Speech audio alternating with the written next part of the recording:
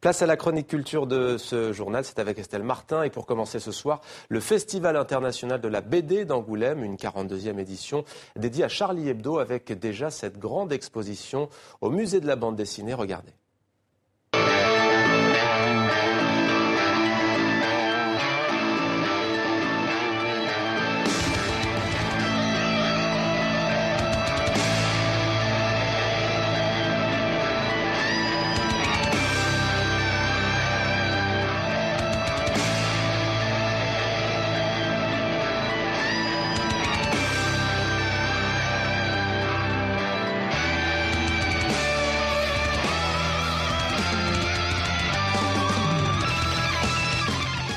Bonsoir Estelle. Bonsoir Mohamed. Ravi de vous retrouver. Le Festival d'Angoulême, voilà, est donc lui aussi Charlie, le Festival de la BD qui rend hommage à l'hebdomadaire satirique et à ses dessinateurs assassinés le 7 janvier dernier. Oui, le petit monde de la BD est réuni à Angoulême pour 4 jours et bien sûr il va rendre hommage à Cabu, Wolinski, Charb, Tinius, Honoré et à toutes les victimes des attentats de Charlie Hebdo. Il y a donc cette grande rétrospective consacrée au journal satirique, on vient de le voir, donc ce sera à voir.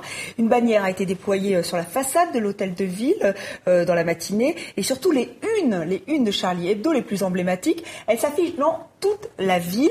Le festival décerne ce soir un grand prix spécial au journal satirique, un prix qui récompensera ensuite les auteurs qui se battent pour la liberté d'expression. Un prix spécial, Estelle, qui sera décerné en même temps que le Grand Prix d'Angoulême et pour la première fois, un mangaka pourrait être distingué. Oui, un mangaka, un auteur de manga, j'ai nommé Katsuhiro Otomo, le créateur de la série culte Akira. Alors spéciale dédicace pour vous, Mohamed, avec ce dessin du héros de la série, Tetsuo Shima, petit caïd et motard. Alors sont en lice aussi le scénariste britannique de comics, Alan Moore, auteur de Watchmen ou V pour Vendetta. Il y a aussi un Belge, le dessinateur et scénariste Herman Huppen, dit Herman, dont les BD vont du western à l'anticipation en passant par la BD historique. Il a une très large palette. 3500 auteurs vont voter. On attend avec impatience ce vote. On attend aussi avec impatience le Demander le programme spécial que nous concocte Sylvia Garcia. Elle est sur place. On verra ça donc dans le 64 minutes. Et enfin, je vous invite aussi à consulter un album virtuel sur Charlie, sur ses dessins qui ont été faits. Je suis Charlie @bdangoulême.com. C'est le festival qui est à l'origine de cette initiative. Il y a plus de 1000 dessins et ça continue encore et encore. Du cinéma maintenant, Estelle, avec un film soutenu par TV5 Monde. Ça s'appelle Hope, c'est de Boris Lorkin. Il vient de sortir en France. Oui, on vous en a déjà parlé de ce film dans le 64 minutes notamment, mais on persiste. Il faut aller voir ce film sur les migrants. Alors je sens que vous qui nous regardez, vous vous dites encore un film sur les migrants. On en parle beaucoup dans les journaux, dans le 64 minutes notamment. Mais c'est vraiment un très beau film, une fresque romanesque, une histoire d'amour singulière, improbable vu les circonstances. Elle est nigériane, lui il est camerounais. Et vous allez aussi découvrir les ghettos. C'est là où vont les migrants quand ils font escale, si j'ose dire, lors de leur périple. Un univers qui était peu connu. Et enfin, pour les acteurs, ce sont tous des acteurs non professionnels. Boris Lorkin, qui vient du documentaire Les a castés au Maroc. Et ils ont nourri ce film de leur histoire. Encore une fois, je vous invite à aller voir Hope. Nous avons rencontré le réalisateur. Dis que ça, c'est une femme, là. Vous discutez quoi? Viens. Maître. Dis à ta copine, il fait l'effort de marcher. C'est pas ma copine, c'est nigériane. Pour une femme, et ça je crois qu'on le voit dès la première scène du film, tout est un danger. Tout le monde est dangereux.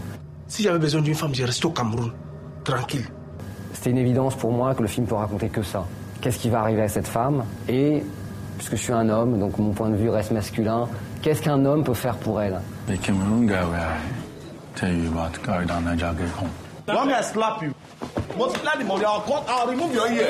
Why are we not leaving? My sister. No vex. You give her my sister. Me, I not dey go anywhere. I not dey go anywhere with una. I not dey go na get to. Il n'y a pas d'autre possibilité, il n'y a pas d'échappatoire vraiment que de se regrouper avec les siens dans le ghetto. J'ai besoin d'argent. L'argent de la connexion. La Nigériane, c'est moi qui ai négocié. Il y a un ghetto camerounais, un ghetto ivoirien, un ghetto nigérian, un ghetto congolais à chaque étape. C'est extrêmement cloisonné. Ces ghettos, parfois, entre eux, se font la guerre. Chaque ghetto a son gouvernement, a sa police, presque son armée, pour les plus organisés, les Nigérians par exemple, qui font peur à tout le monde. Je suis quitté du Cameroun pour aller en Europe. Je vais arriver là-bas.